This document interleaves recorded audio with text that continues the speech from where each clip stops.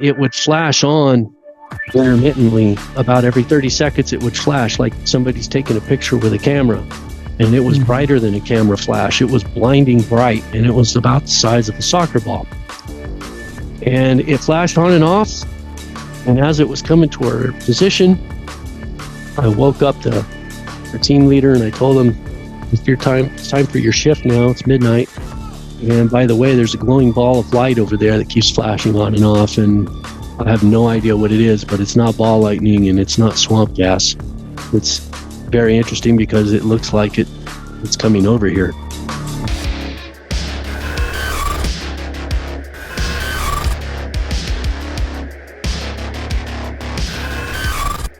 Welcome. I'm here with John Milor. John, welcome, my friend. Hi, thank you very much for having me on. Yeah, it's a pleasure to have you. So let's get started just from the very beginning. Just tell the audience about yourself. What were you doing for the last few years? I know you spent some time in the Army and then in the Air Force. Just really quick background on that.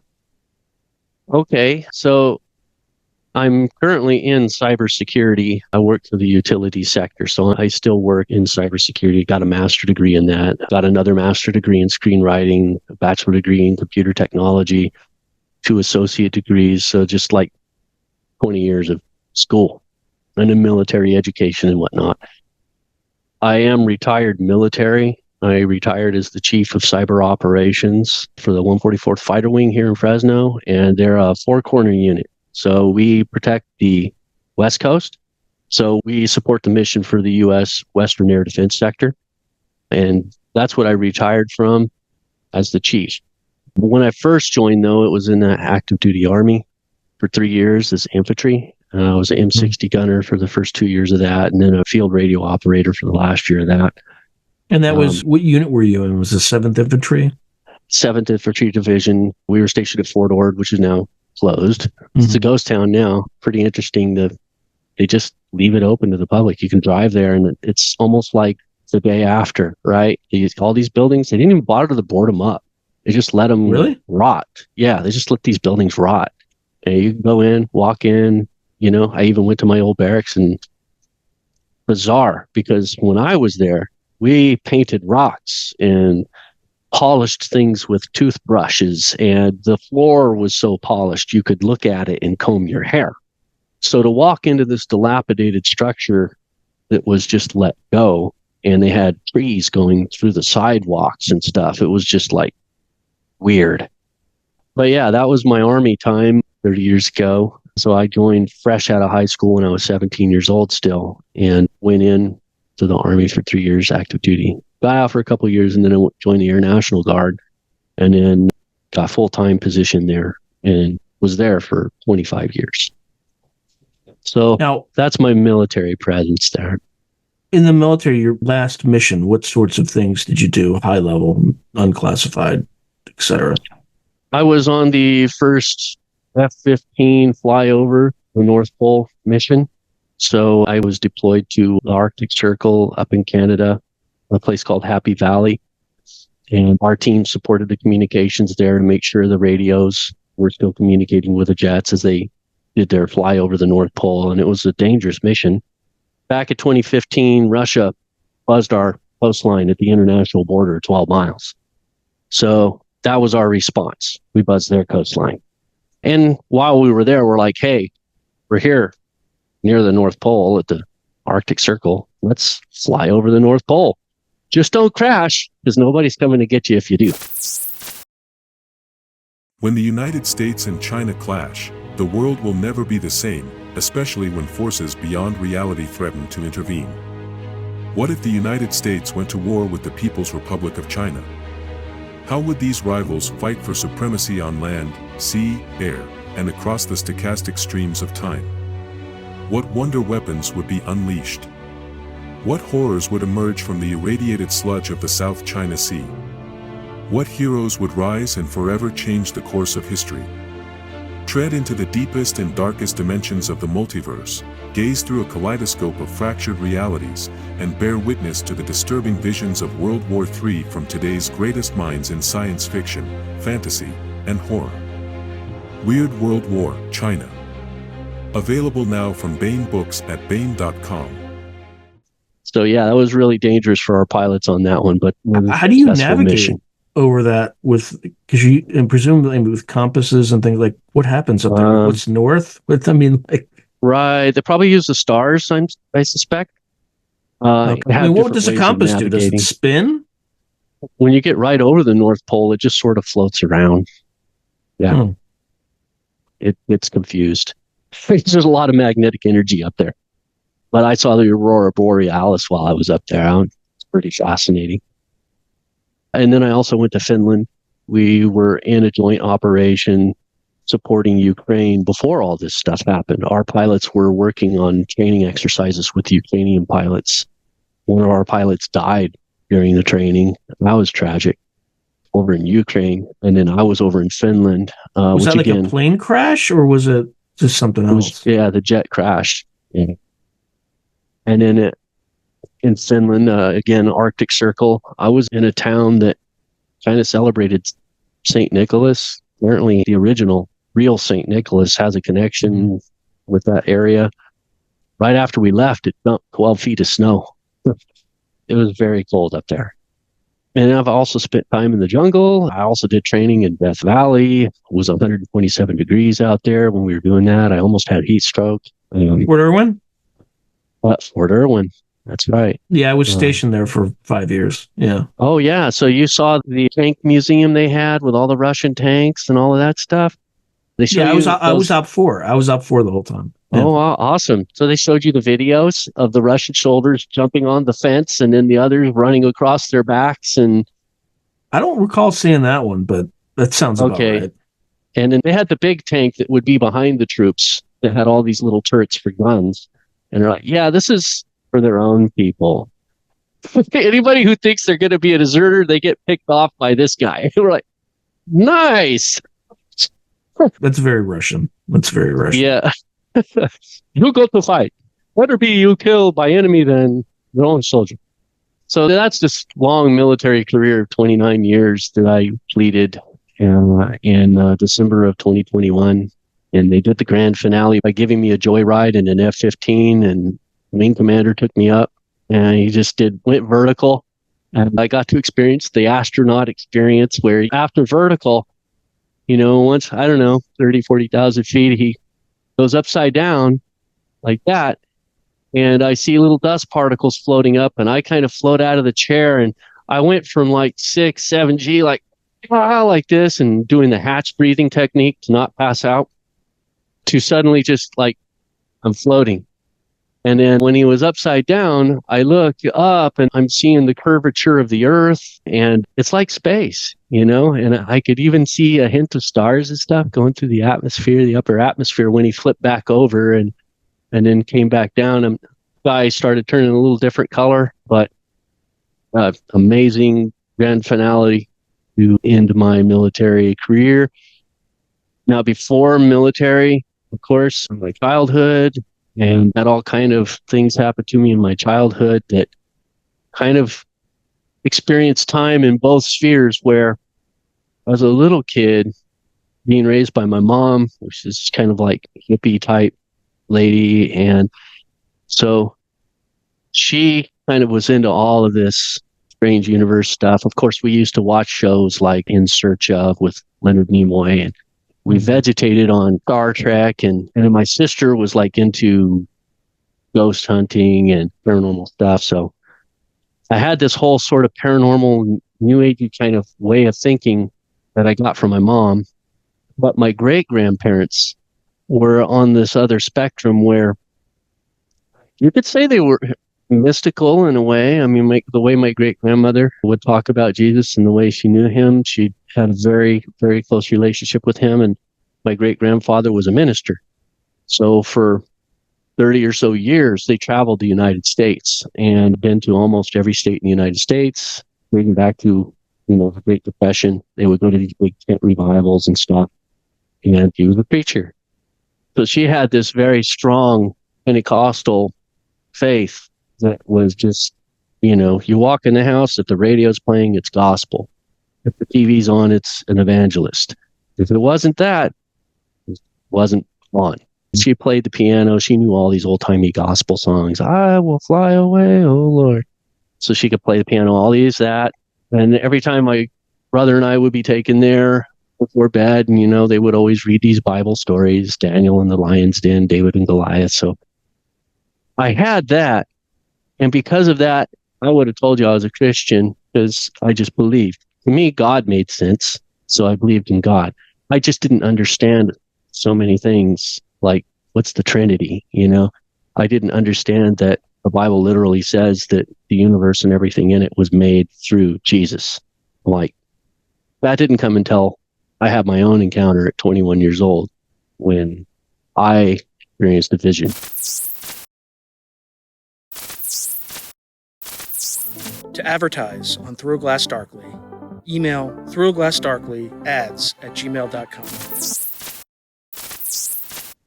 And then it totally took me from this new agey way of thinking to, okay, I think like this now. However, I have this encyclopedia of paranormal things in my head that I learned the first 21 years of my life. So that kind of what set me on the mission to write the kind of things that I do, because they're not normal Christian books. Paranormal Christian ufology. These things. Now, 20 years ago, I caught a lot of flack from Christians. Honestly, I could go talk to a New Ager about the Bible and get a lot more open response than I could your average Christian. But that's changed dramatically. And I believe that there's this prophetic wind that's been going on, and it's been increasing, and a lot more Christians are being illuminated with the kind of things that I've been writing for the past 25 years. So for me, it's an exciting time and an interesting thing to see this change of heart that's kind of happening in a lot of churches, and a lot of it connects with prophecy. So they're starting to see these things now, and I think it's pretty cool. So this vision you had when you were 21, what was that, and where was that? Like, where did that happen? Okay. So I literally had paranormal encyclopedia in my head, because back when I was 5, my mom saw that I was always asking all these questions and it's just hard to answer. What's a ghost? What's an alien? So she just subscribed to Reader's Digest, these books called Mysteries of the Unknown, I believe it was. And yeah, Time Life books, right? Yeah, something like that. It was like 24 volume set, right? And even though I was really young, just barely learning how to read, I absorbed those books and I basically memorized the content. So even as a preteen, 10, 11 years old, I could tell you about precognition. I could tell you about psychometry and thought forms and astral projection and the Phillips experiment and tulpas and Tibetan, monks, and just all this huge, wide range of paranormal things. I just knew it off the top of my head. For some reason, stuff was so fascinating. When I read it once, it just stuck.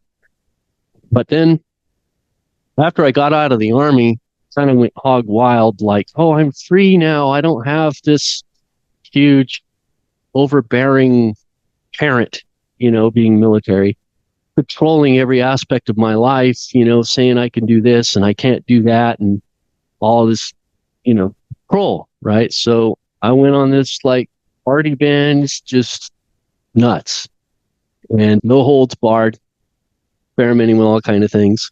And then of course I also took reading about the paranormal to experimenting with the paranormal to a new level. I was attempting to do channeling, bad idea. I was working with astral projection. I was interpreting dreams. While in the Army, I did self-hypnosis and discovered I was possessed. That's a pretty crazy story. I kicked him out. It was the spirit of a guy who died near our house. Anyway, I had all these paranormal things happen to me, but then in the midst of this, after like 6 months out of the Army, during probably the darkest time of my life, but I didn't realize it because I was just like Mr. Party Hound, I'm free. I can do whatever the heck I want. So why am I so miserable? My brain was so cloudy at the time. Think straight most of the time because I was usually on something, but in college at the same time. So makes me wonder how much smarter I'd be if I didn't do that. But during the middle of all of that, I had a dream one night, and it was a pretty bizarre dream. But in the dream, I was with a friend, and we were looking for drugs, and we ended up in this compound. And it was like a cartel was running the place. Before we realized it, we saw, these guys standing around with machine guns and stuff. And we're like, crap, how do we get out of here? These people are too hardcore. We got to find a way out of here if we can. Mm-hmm. But this compound was fenced in, and we didn't even know how we got in there.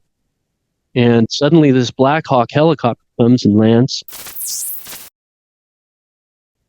And the door opens, and we hear a voice say, "Get in." So we jump in the helicopter. The door shuts, and the helicopter flies off. And then suddenly, the helicopter dive bombs, and we're glued to the seat. It flies into this tunnel, like for a train.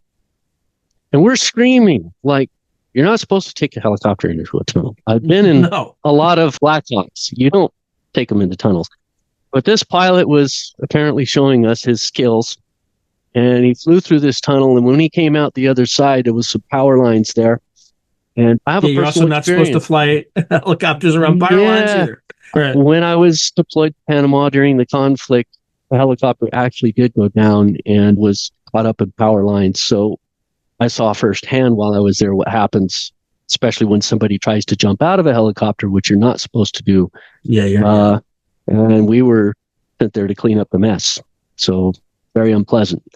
Why did somebody jump out of a helicopter? Like, don't they train? It was a news crew, people? And we were on these convoys, and the helicopter kept buzzing back and forth, getting good footage of the convoys.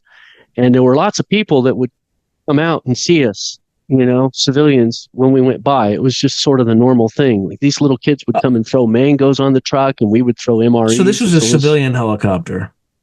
It was a civilian helicopter. Okay, that makes sense. Case, and it was a news crew. And the guy kept telling him to go lower. Obviously, we saw him kind of hanging out on the skiff with his camera. And next thing we know, we're stopping the convoy and having to clean up a mess and keep the civilians away from the helicopter and all that. Yeah, one guy said he saw a dog with a hand in its mouth. Wow, it was disaster.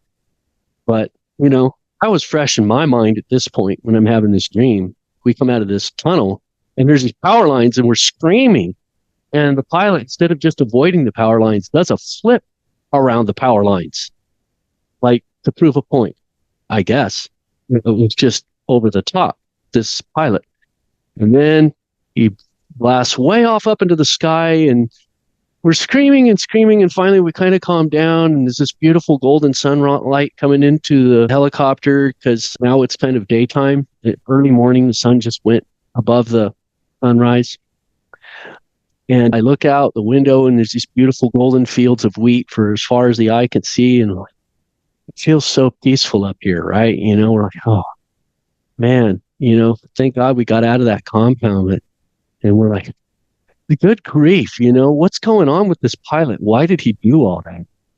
And I look up into the seat to see who's flying, and the seat's indented, and the controls are moving around. Pedals are, on the floor being manipulated, but the pilot's invisible.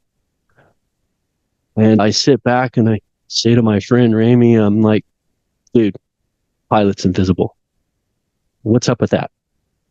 And we're like just completely baffled, And then suddenly the scenery starts changing really quick, and he comes down and he lands, and he drops us off right where we were at before. Door opens, I get out. And then the voice says to my friend, no, you get in. And my friend jumps back in the helicopter, the door shuts, flies away. And there's all these dead bodies. So whoever came in that helicopter took us out of there right before a major showdown. And there was a blood bath, and a bunch of people got killed. And I didn't see a living person there. It was just blood and guts everywhere.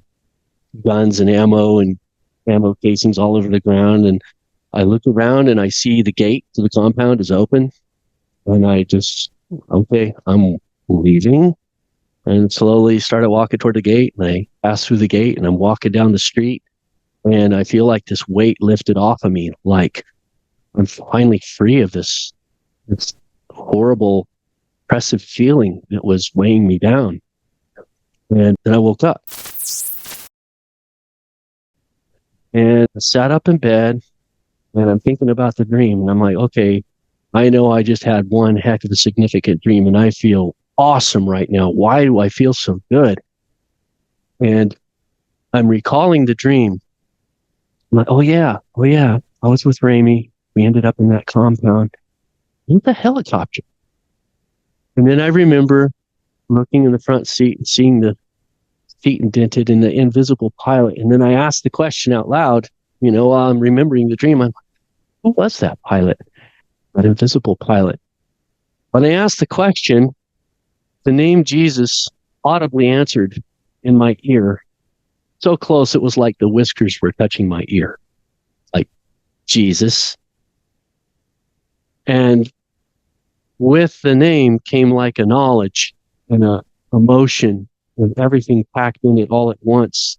This love just dropped on me like a ton of bricks. Like, your life is a mess, but I love you this much. Even so. And I just started bawling, fell out of the bed. I felt him standing there. I couldn't see him, but I knew he was there. And I'm like, I don't understand. Why me? So I honestly believe that my great-grandmother and my great-grandfather were interceding for me on the other side. They saw where I was going. And I was in a downward spiral. I think God was showing me, you're at the age of accountability now. You just turned 21. If you don't turn your life around, you're going to end up either dead or in jail. Probably dead. Because all those dead, it didn't look good. And I remembered how light I felt walking out of that place and being away from that place, that compound was sort of like where I was at in my life, even though I was blind to it. Mm-hmm. No one could have showed that to me. No one could have, explained it to me. But as I felt it, and then I remembered, and then I was like, okay, I got to get serious about you, God. Now I understand. I finally get it. You're real. You're not just an idea, because my great-grandmother, she also had an encounter with Jesus. So this runs in the family. She had a stroke when she was like in her 50s or 60s, and it almost killed her. She was paralyzed on the left side of her body. She couldn't talk. She couldn't move. And when she was in the hospital, she said Jesus came into the hospital room and smiled at her and turned around and walked out. And when he smiled at her, her body came back. She was completely healed. And so she was just telling the doctors as soon as he came back in, Jesus was here and he healed me and I'm ready to go home now. So they were kind of shocked because that was like an instant recovery, which doesn't happen very often. When you have a major stroke like that, it's usually months of like learning how to walk again and stuff, retraining your body. And then some people never fully recover. Part of their, their face is still kind of sagged a bit or whatever. With her, it was just like complete recovery. So that was her testimony. And then everybody's kind of like, think, well, okay, if anybody's going to see Jesus, it's going to be grandma. The way she is about Jesus. I saw her reading the Bible when I was a kid, and I always see her reading the Bible, and I said, Grandma, are you ever going to finish reading that? And she said, oh, I finished. I'm on number 27. So she was in her 27th reading when I asked her. So she just read it again in the regular practice, and that was who she was. And then that kind of, thing that you could experience, and you would expect that from her. But another story that she told when I was 5 years old kind of set the course for me in terms of being really interested in UFOs and aliens and whatnot. Speaking of UFOs, UAPs, when you were in Panama, something happened there. Can you tell a story about that? Okay. So, like, as a young kid, I got really into the paranormal and the unknown and stuff.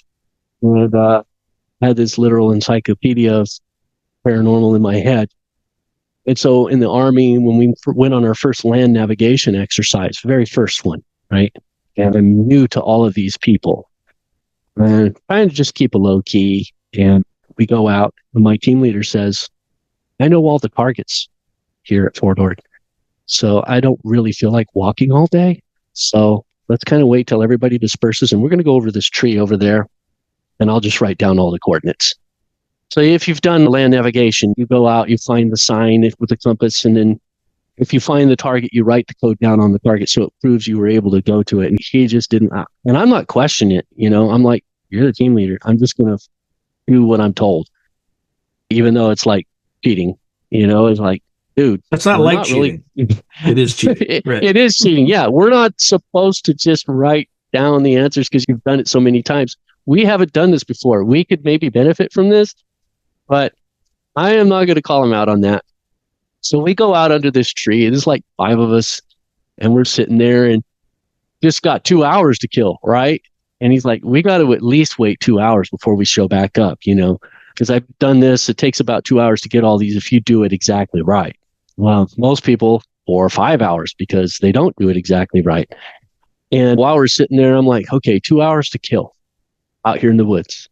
It's kind of like camping, And I'm thinking, what do you usually do when you got 2 hours to kill? You have conversations in the woods, and the only thing missing was a campfire and a ghost story.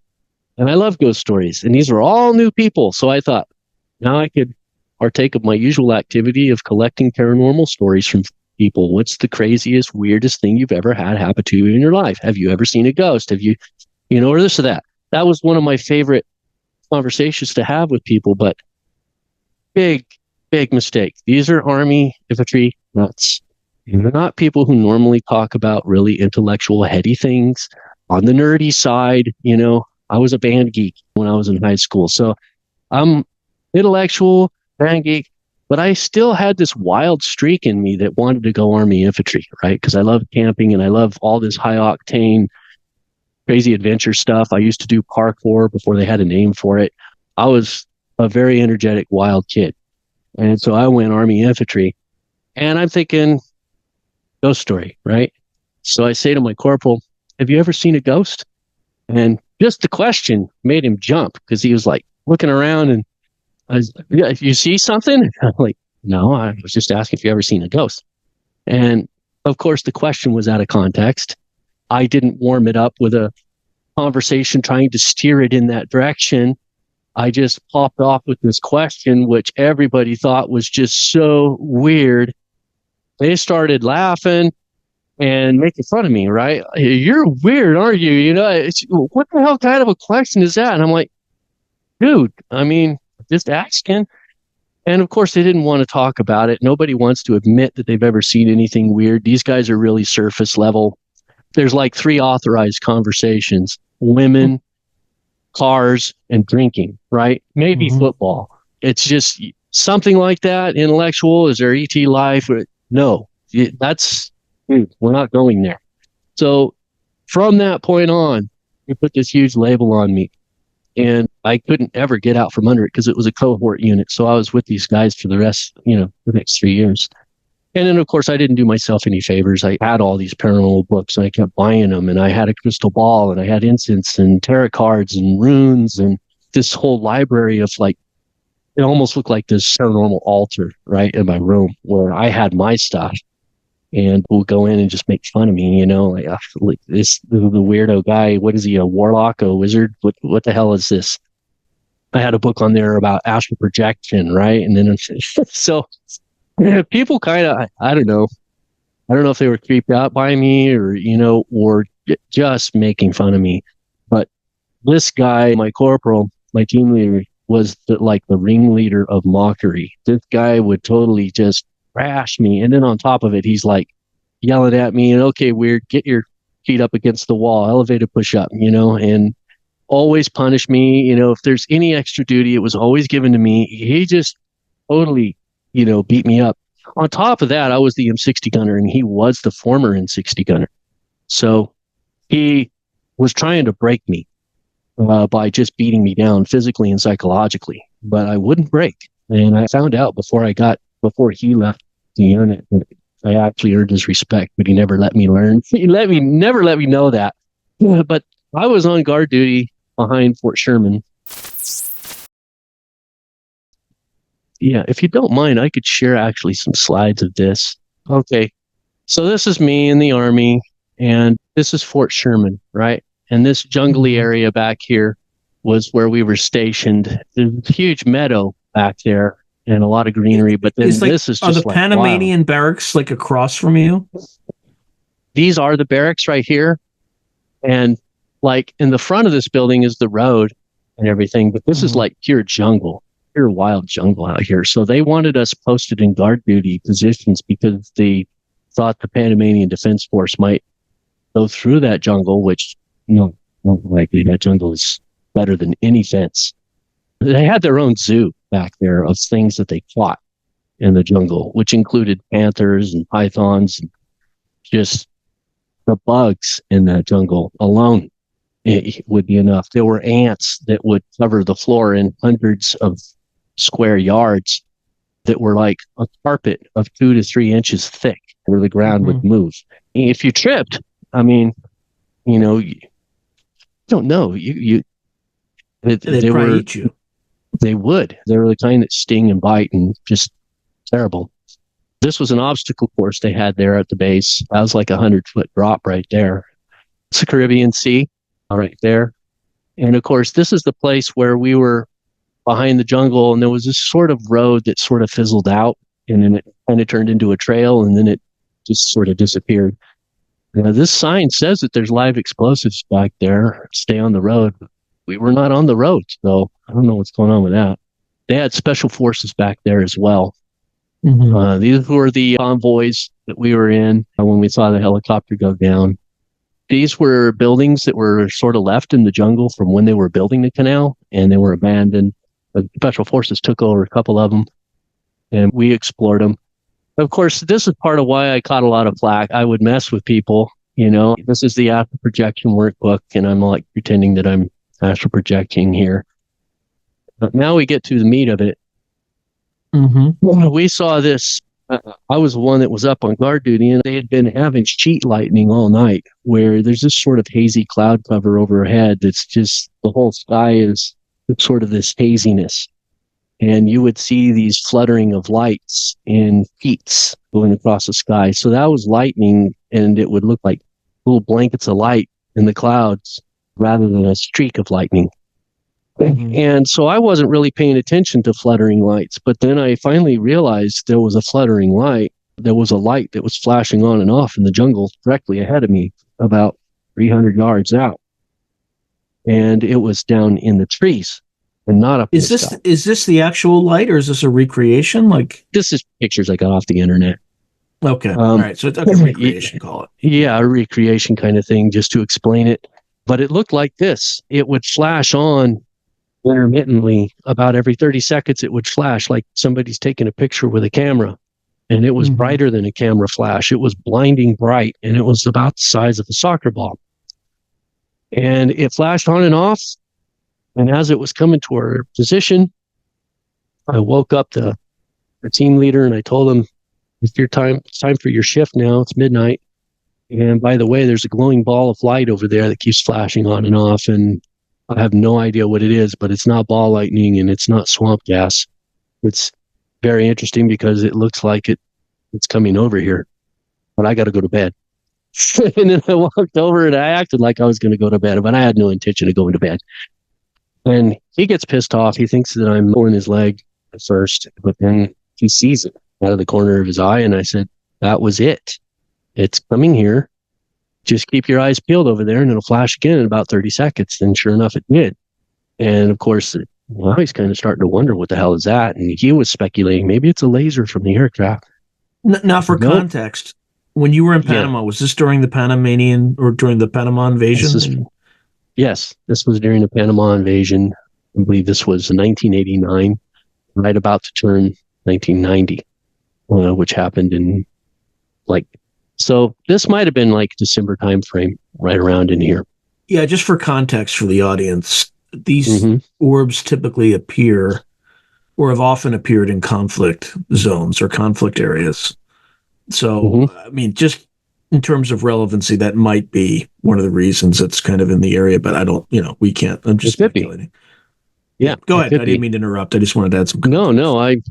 No, it's good to have those injections there. And anyways, this thing came directly to our position, made a beeline for us. And when it got about 30 feet away, and it was maybe 30 feet up in the trees, then it stopped. and it kept flashing on and off in the same spot. Like it saw us and it stopped and it's observing us. Like, what's this? What color was it, by the way?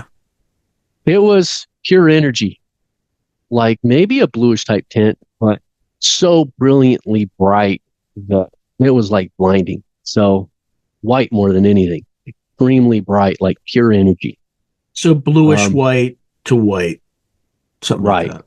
Right. In the middle of it, it was a camera flash, basically. It was a camera flash the size of a soccer ball. And then when it flashed, it illuminated the whole jungle.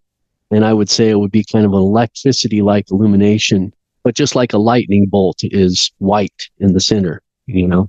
And that's how this was. It gave me the sense that it was like pure energy. I had an M60 on at the time with a bunch of ammo wrapped around my neck. And my first thought was, for the audience, an M60 is a machine gun loaded with 7.62 millimeter rounds. It's very heavy. They call it the Hog. It's not fun to carry. The pig, yeah. You saw it in the first picture that I had. Yeah.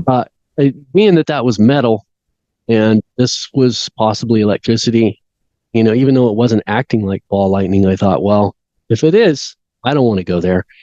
So I took the weapon off and my team leader got pissed off and I'm like, what am I going to do? Shoot a ball of electricity? It obviously, I think it's alive and it probably could have killed us if it wanted to. I'm not going to do anything to it with a machine gun. And we debated briefly, but he was more or less catatonic for the most part and just freaking out. Like, what am I looking at? I don't understand. And then I told him, I'm going to communicate with it. For me, this was like Captain James T. Kirk, first contact. I can't pass this up. So I go out there in the clearing and I said, I'm not sure who you are or what you are, but I am interested in you. And you could see I put my weapon down. I come in peace. I don't mean you any harm. I just want to know who or what you are. Would you please reveal yourself to me? And the intermittent flashing that happened about every 30 seconds stopped. Like it was thinking about it. Like, how do I respond to this? And then I felt suddenly this feeling come over me of a presence. So it's like the feeling of being watched multiplied by 1,000. And not only did I feel like I was being watched, but, and that this thing was definitely alive. It was a sentient thing, but it somehow transmitted to me where it was physically located. Like I could feel its presence. As it moved, I felt it moving. I had AMPVS 7 night vision goggles on at the time, and I looked through them, and I'm not able to see anything when it's not flashing. My team leader, he's all freaking out. It's like, what did you do? And I'm like, I don't know what I did, but I feel it. Is this the same team leader who cheated on that land nav? Yes, the same one. Okay, sorry, just adding context. Yeah, the same one who made my life a living hell. Yeah. But I was really having fun. He was in my turf now. And I was going to maximize the extent of fun that I was having. And yeah, he told me not to talk to him. Totally disobeyed him.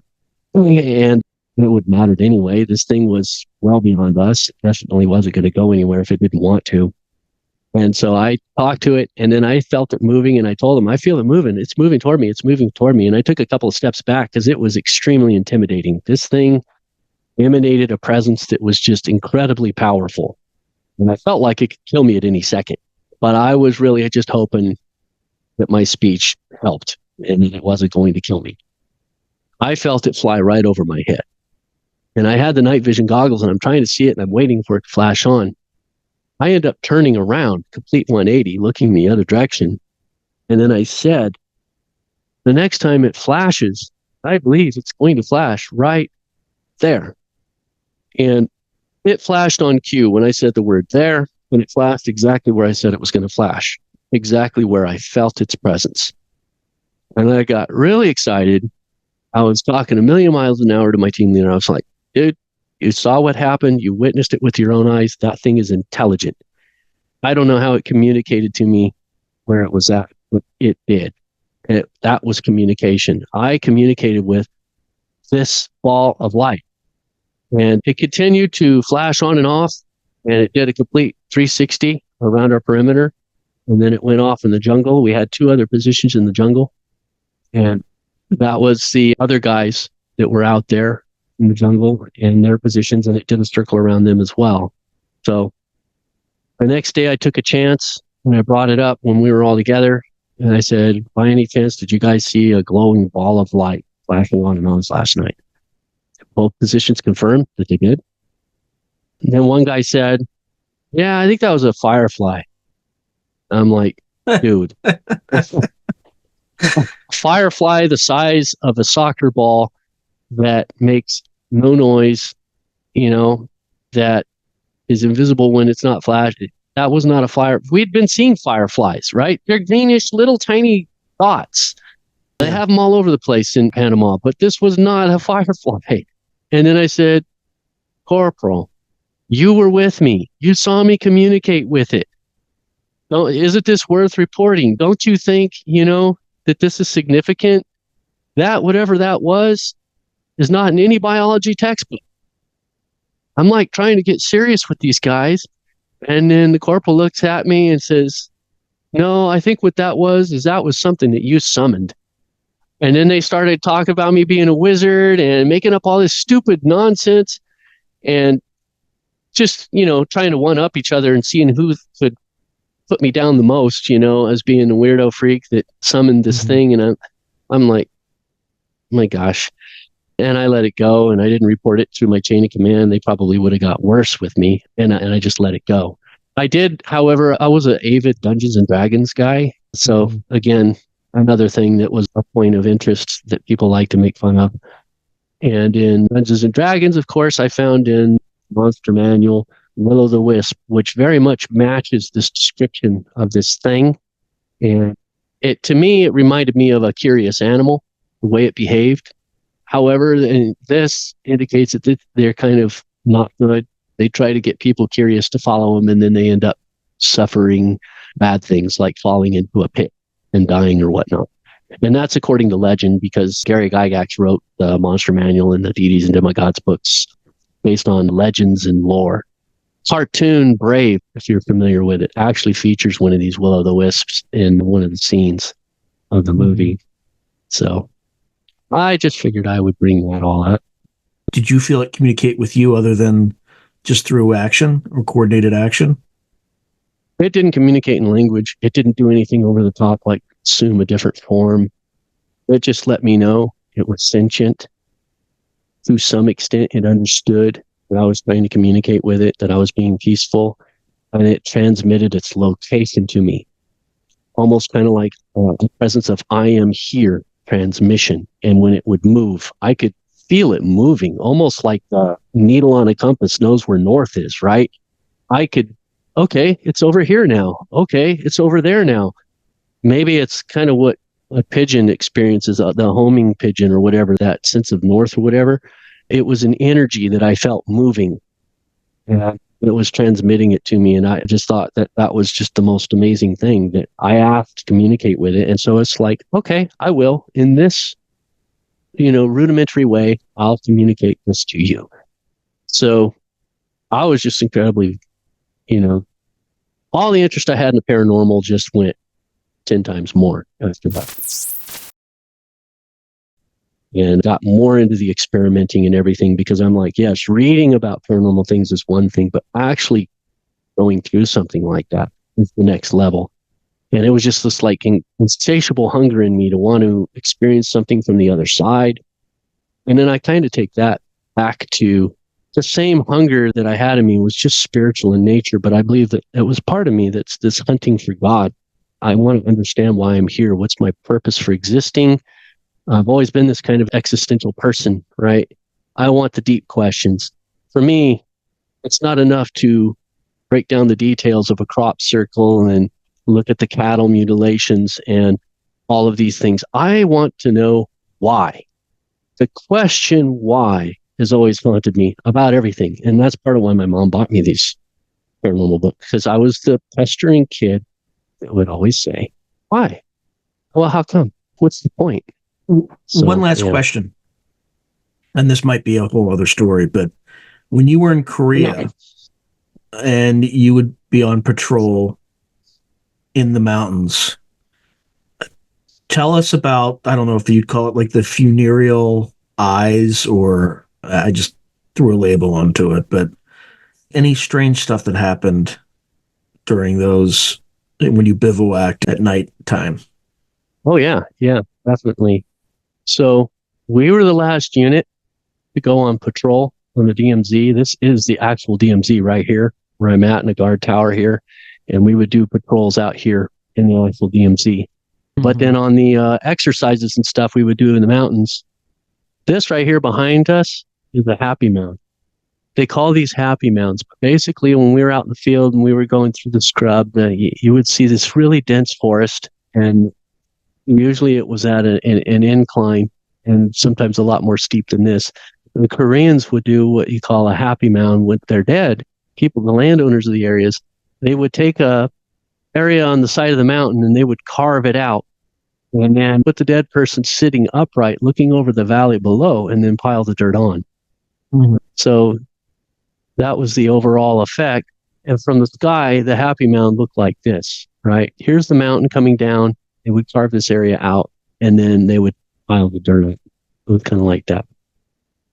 So on one night while we're there, we went up to an area in the woods. It was really thick in the woods, and there was a log, and I went over, and it was someone sitting on the log, and I sat down next to him. I thought it was one of the guys. It was really dark, but not so dark you couldn't walk around, I wasn't running into trees or anything, but I sat down to someone, and I pull out like an MRE or something. I'm snacking on something, and there's this person that's been sitting next to me the whole time.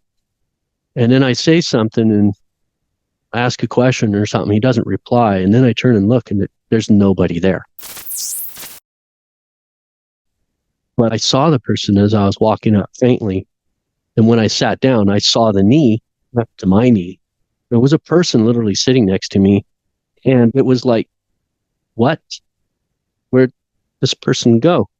And then it just came into my mind that the mountains are basically graveyards. They're big cemeteries with these happy mounds littered all over them. And we always would sleep there because that was like the only places where the ground was flat, and we'd have these bizarre dreams half the time. So it was a very haunted place. And I believe that I sat next to a ghost, and he was just probably curious, like, what are you guys doing up here in our woods? Or maybe he actually knew, because we would go on missions and stuff, do exercises in the mountains all the time. So that was one of my ghostly experiences when I was in the Army. And what kind of dreams would you have? You said you had strange dreams. People would, and it wasn't just you. It sounds like there were others too.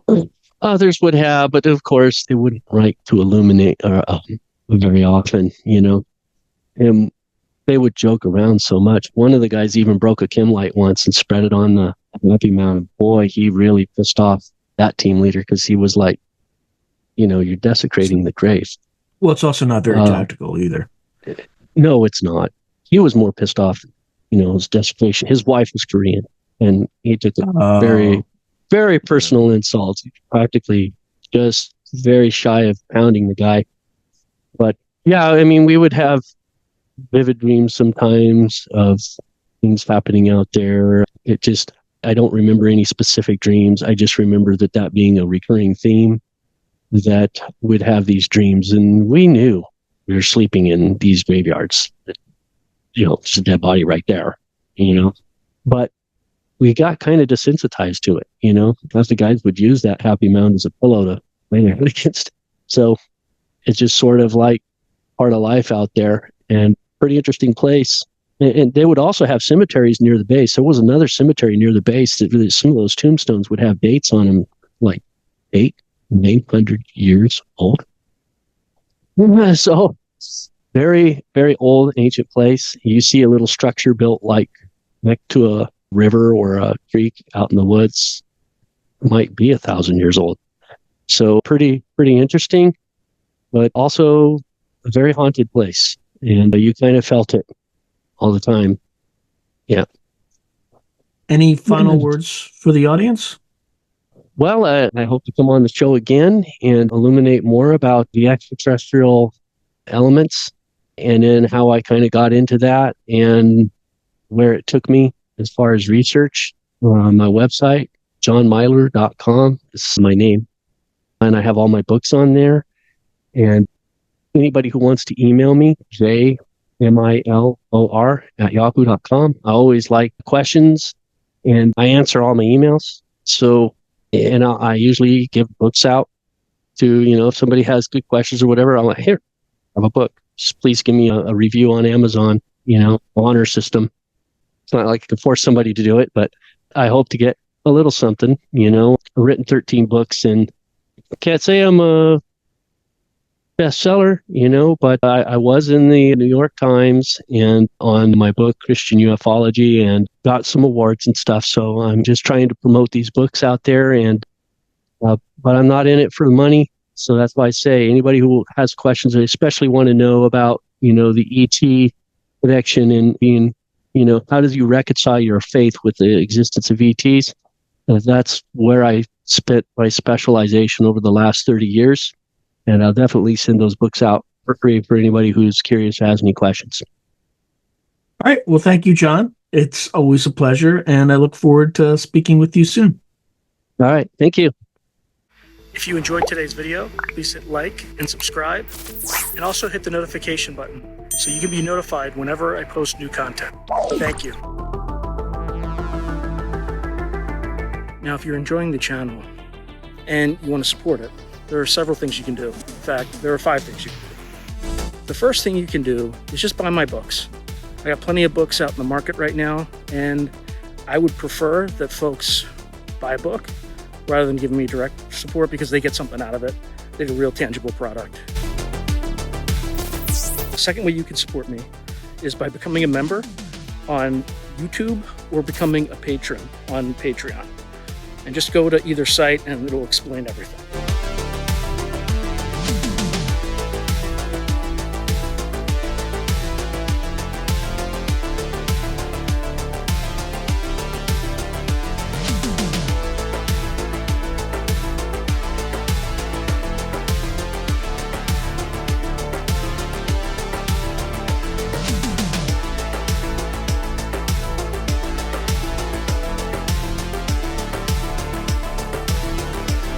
The third way you can support the channel is by checking out my merch site, which is here. There's plenty of stuff that you can get to support the channel. And I'd appreciate that you have it and you can wear it. Not only do you help support the channel, but you also help promote the channel, and I appreciate that. The fourth way that you can support the channel, and this is really easy, is anytime you want to buy something on Amazon, literally just go to the description below and click on any link, literally any link. The channel gets a cut of that, and it costs you no extra money. You just go through the link, as I'm part of the Amazon Affiliates Club. The fifth and final way you can support the channel is through donations. Now, I don't prefer these because it's more of a expression of gratitude, but you don't really get anything out of it as a subscriber to the channel. However, if you decide to do these options, there's 2 options. There's Buy Me a Coffee, which is a separate site, and there's also, you can go through YouTube with either a super chat, super sticker, or a super thanks. Again, I prefer Buy Me a Coffee because that organization takes less money than Amazon does. But either way, I appreciate any support you are willing to give the channel.